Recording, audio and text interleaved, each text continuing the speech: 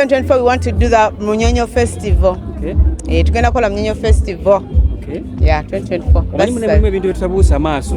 Gesi oli muntu oli mukyala atambulira mu lusaniya, last time wakola olina festival era gye wakola. Yali etya? Yali nungi. Yali nungi. Manyi Vincent twakulabyeko ne amwe wadde kahaga ne Mr. Henry. Banange lero kanchigamba abantu. I will never go back to my exes. But I can be friends with them when basanga sigenda bayitako. Ekyo nkyogedde n'enkoowa just tata abaana bange we musanga okwogera, we can hug, we can go out for lunch. Henry is my friend. He was my friend actually before being my boyfriend. So now we are exes and we are friends. Wemba musanze solo okwogera bulungi nnyo asana okunsitula mu bbanga because we are not enemies. You're not enemies. Being an ex is not being an enemy. Yeah. Obuliro kyanga kwadde haga kwa mune eri embeera ebira feelings ziri zibeerawo. Kyo bosanga oyinza okuddayo n'okemebwa. Nabagamba mbanja okalina omuntu mba sina memory. Kati feelings mba nzijjawo nga sina memory. Omutima gwakaluba. Once we break up, like you're gone for real. But I was happy to see him. It was a while. Nga simulaba. And we are friends, why not? A hug is good, yeah. Business-wise? Not business-wise, like we are friends. Okay. I said, omuntu goludo okulanga mali ba mikwano before biri ebyokwerya. Oba olina okusanyuka ng'omulabye. So I was happy to see him and I wish him well. Buli mulanga afana bulungi ng'anyira and he's successful. Toke me wano gamba obusanga obuli awo oyinza okuddayo. Sina memory, ate nzirewa gye sitajjukira. Okay. So gamba tajjanga ko mu inbox yo nagamu ne mama suchi no bwekiti. No. Henry is my friend. Yekyo olina okumanya.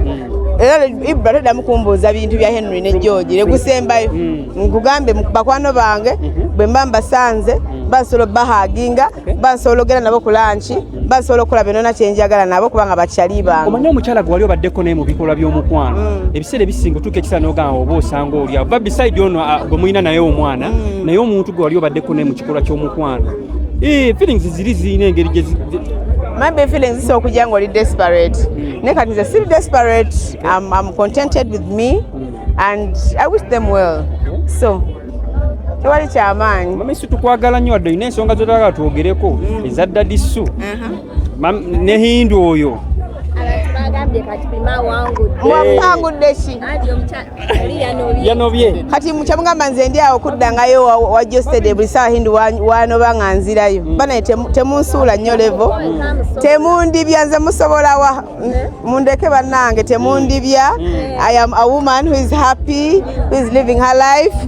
My exes ba moving on, nange na moving on. Waba ukanye tuba tulina basabira busabizi mukama abatereze, but not me going back. I will never go back. It will never cross my mind. Yeah. Akayimba zabana gesagala kocha. Nera we kinatuuka nga nino kayimba nja kayimba. Why not? Omanyi omuntu wateeka effort mu kintu kye n'ateekamu ne ssente na budde neba tebinyumye wakiro gamba ati at least weewaawo we appreciate the energy. Nze sina luyimba wakola ne George ne Bixin lwali lulungi kebera ku YouTube gye luli wali omitizeko Hindu ne munyumyamu personally bwe why would we meet lwaki ombuuza ebya Hindu binkwatako omuntu atali mukwano gwange lwaki oba ombumbuuza Ibba nakugambye lero gwe gusembayo kumbuuza ebitakwatagana. Ndi wa 10 kubanga bateekamu obudde n'amaanyi. Ndi wa 10 mubadde magandi w'emmeka. Ndi wa 10 bayimba nnyo bulungi nnyo era lugenda kukolera abaagala ku Valentine. Actually Jesse has a new song, it's called Spell on You.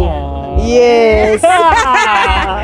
I'm supportive. I'm that person. He's my baby daddy, so he has a new project, Spell on You. Bane mujikebere.